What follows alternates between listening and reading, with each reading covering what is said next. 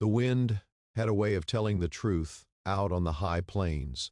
It slid through the grass like a whisper that knew your secrets, rattled the barn boards like a warning, and carried the smell of iron and dust that meant something was wrong long before words ever did.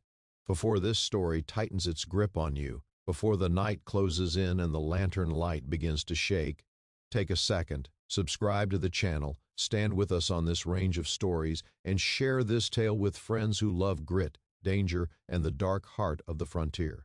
What you're about to hear isn't a gentle campfire yarn, it's a reckoning. I'd been a rancher long enough to know when my own body was lying to me. Pain comes and goes out here. You get thrown, you get kicked, you stitch yourself up and keep moving. But this ache was different. It sat low, deep, like something gnawing where it had no right to be. I'd tell myself it was nothing while cinching a saddle, while hauling water, while breaking ice at dawn. But the truth followed me like a shadow that wouldn't stretch away, even under the brightest sun. The first time I noticed it proper was after a long day pushing cattle through a narrow draw. The herd had spooked at a rattler, chaos boiling up in a cloud of dust and hooves. I'd taken a hard jolt against the saddle horn, enough to steal my breath. I laughed it off then, spat dirt, cursed my luck. By nightfall, though, the ache had settled in like a tenant who'd paid up front and planned to stay. Sleep didn't come easy. The bed creaked as I shifted, sweat cold on my back despite the chill. Every movement sent a dull throb through me, and my thoughts started running places I didn't want them to go. Men out here don't complain, we endure. But endurance has a breaking point, and I could feel mine drawing closer with every passing hour. Morning came gray and mean, the sky hung low, clouds bruised purple like they'd been punched. I forced myself through the routine, feed, water, fences, but my hands shook when I tried to tie a knot. That's when fear first showed its teeth. Not panic, fear's quieter than that, it just asks questions you don't want to answer. By the third day, the ache had sharpened into something hotter, angrier. I'd catch myself bending over, breath hissing through my teeth, and that's when I knew I couldn't ignore it anymore. There was no doctor within, a day's ride, and even if there were, storms were rolling in hard from the west. Out here, sometimes you're all you've got. The ranch house was silent when I shut the door behind me. The walls smelled of old wood and coffee grounds.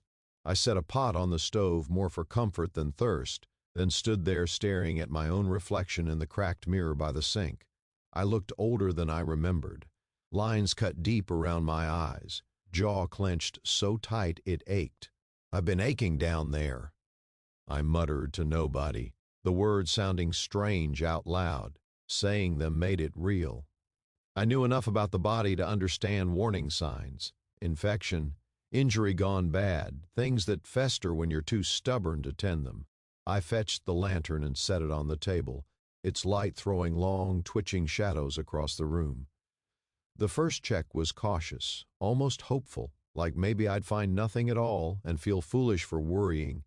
What I found made my stomach drop, swelling, heat, skin stretched tight where it shouldn't be. I pressed gently and nearly blacked out from the pain. My heart hammered so loud I thought it might burst through my ribs. Whatever this was, it wasn't healing on its own. It was getting worse. I backed away from the mirror, bile rising in my throat. Memories surfaced, stories told in low voices, men who waited too long and paid for it with more than pride. Out here, delay could kill you. So could rash action. The line between the two was thin as a razor. The storm hit just after sundown. Rain slammed the roof like thrown gravel, thunder rolling so close it rattled the windows. The world outside vanished behind sheets of water. I lit every lamp in the house as if brightness alone could keep the dark at bay. I laid out what little I had, clean cloth, boiled water, a bottle of strong liquor, tools meant for leather and wood, not flesh. My hands hovered over them, trembling now, fear finally breaking free of its leash. This wasn't bravery. It was necessity. I took a long pull from the bottle, the burn grounding me. Another pull. I breathed deep, slow, the way I did before breaking a wild horse. You don't think about what could go wrong. You think about what has to be done. The check became an examination, careful but thorough. Pain flared white hot, and I bit down hard enough to taste blood. I could feel something wasn't right beneath the surface, a pressure that didn't belong. Infection, maybe. Or worse. Either way, leaving it meant letting it spread. Thunder cracked so loud the lantern jumped. In that instant, decision hardened inside me like steel. I wasn't going to wait for help that might never come. I was going to act. What I did next still wakes me some nights. I cleaned the area as best I could, hands slick with sweat. The liquor went down again, numbing the edges of my fear if not the pain. I heated metal until it glowed dull red, then let it cool just enough. The smell of hot iron filled the room, sharp and final. My reflection in the mirror looked like a stranger, eyes wild, face pale, jaw set with grim resolve. I nodded once to myself. No turning back. The moment came, and I won't dress it up. Pain exploded, a roar in my ears that drowned out the storm. I screamed, a raw animal sound ripped from my chest, and then I kept going because stopping wasn't an option. Time stretched thin, every second an eternity balanced on the edge of blackness. When it was done, I collapsed to the floor, gasping. The world spinning, the lantern's light blurred and doubled. I lay there, soaked through, unsure if I'd saved myself or signed my own death warrant. Hours passed, or minutes, hard to say. The storm moved on, leaving a heavy silence in its wake. I crawled to the bed, every inch of me screaming, and passed out with dawn, just a pale promise on the horizon. I woke to sunlight and agony, but something else, too. The pressure had eased. The fire had dimmed to a deep, manageable ache. Hope flickered, small and fragile, but alive. Recovery wasn't quick. Fever came and went. I drifted in and out, dreams tangled with memories of hooves and thunder. I kept things clean, drank water when I could keep it down, watched for signs I'd failed. Days blurred together, each one a test. During those long hours alone with my thoughts, the weight of what I'd done settled heavy on my chest. Terror had driven me, but so had a fierce will to live. Out here, survival isn't pretty. It's a series of hard choices made in bad light. By the time I could stand without swaying, the land outside had changed. The storm had greened the grass, washed the dust from the sky. Life went on, indifferent to my ordeal. That realization cut deep and healed something too. I returned to work slowly, listening to my body like I should have from the start. The ache faded to a memory, then to a scar I'd carry the rest of my days, a reminder. People think terror is always loud. Screams, gunshots, stampedes, but sometimes it's quiet. Sometimes it's a man alone in a lamplit room, choosing between two kinds of ruin. That choice marked me, made me softer in some ways, harder in others. I learned that strength isn't just in enduring pain, it's in facing it before it destroys you. The scar never stopped talking to me, even after the flesh knit and the fever broke, even after I could swing back into the saddle without gritting my teeth. It whispered reminders every morning when I woke and every night when I lay still. Out here, scars are like brands. You earn them and they own you a little after. Before the trail pulls you deeper into this chapter, take a breath with me.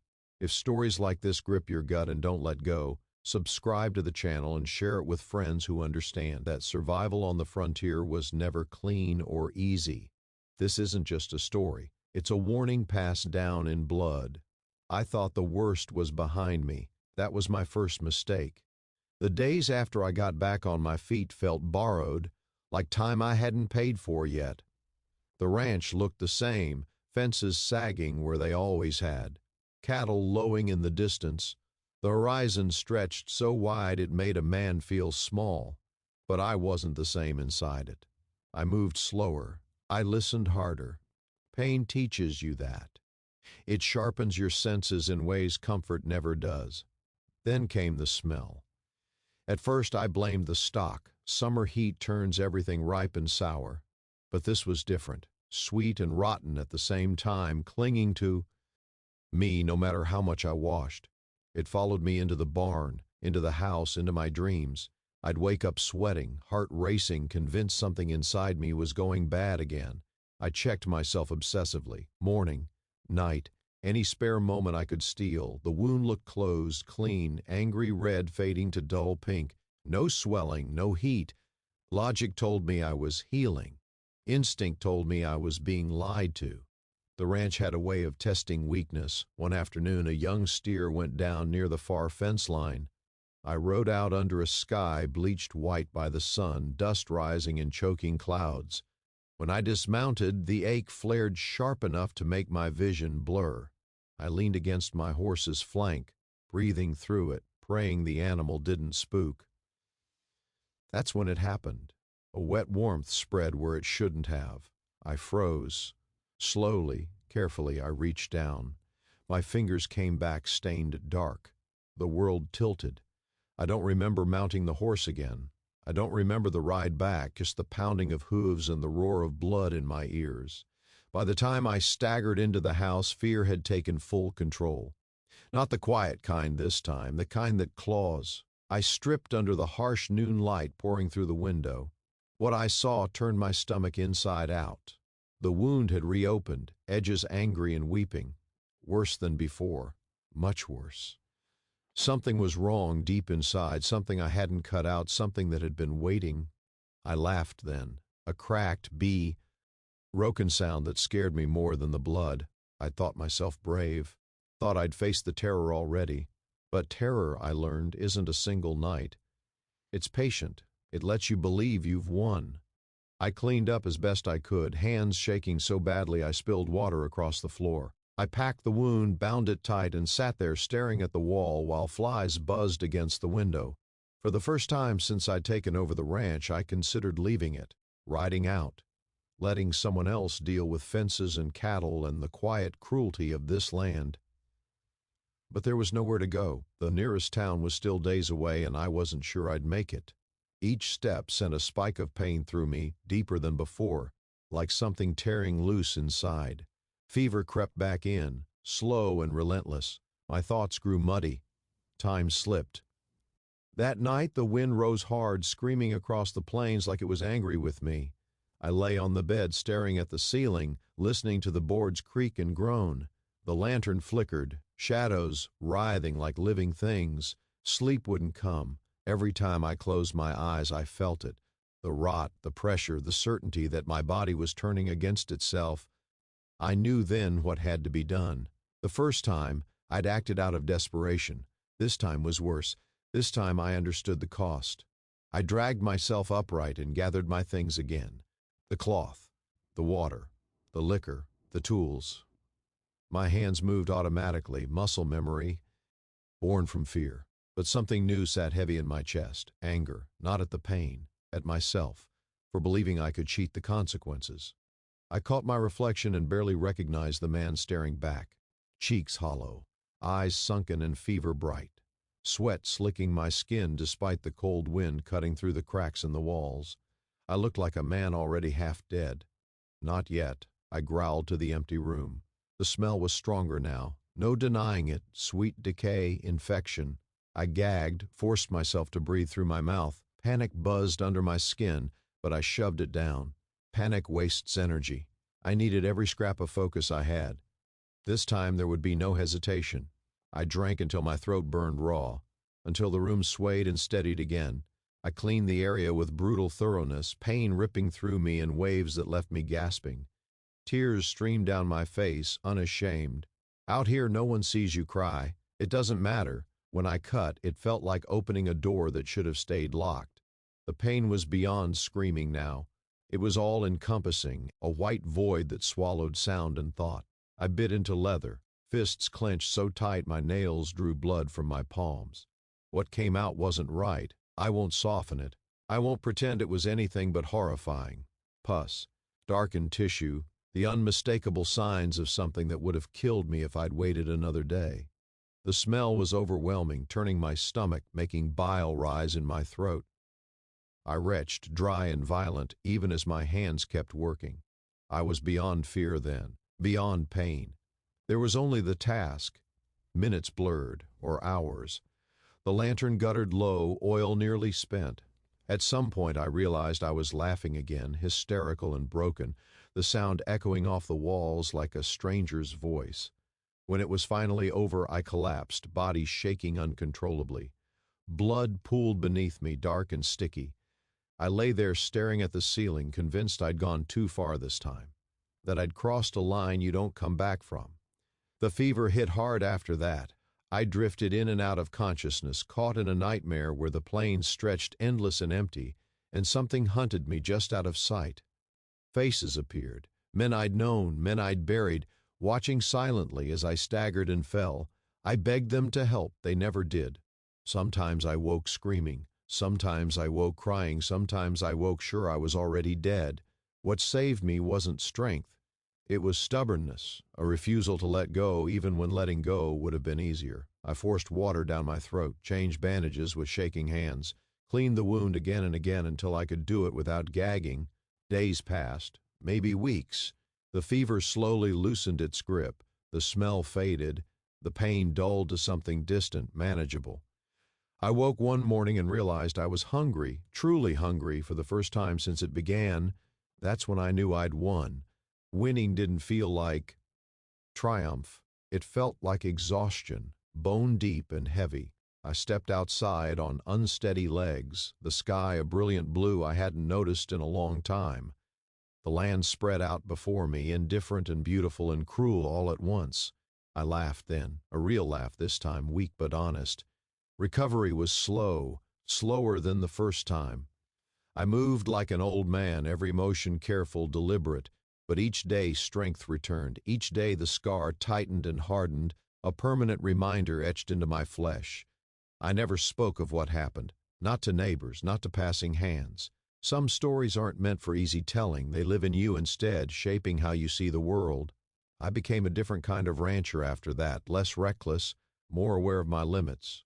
I listened when my body spoke, even when I didn't like what it had to say. Especially then. Out here, the land doesn't care if you're proud. It doesn't care if you're tough. It will kill you just as easily either way. Survival isn't about proving yourself. It's about knowing when to act and when to respect the danger you're facing.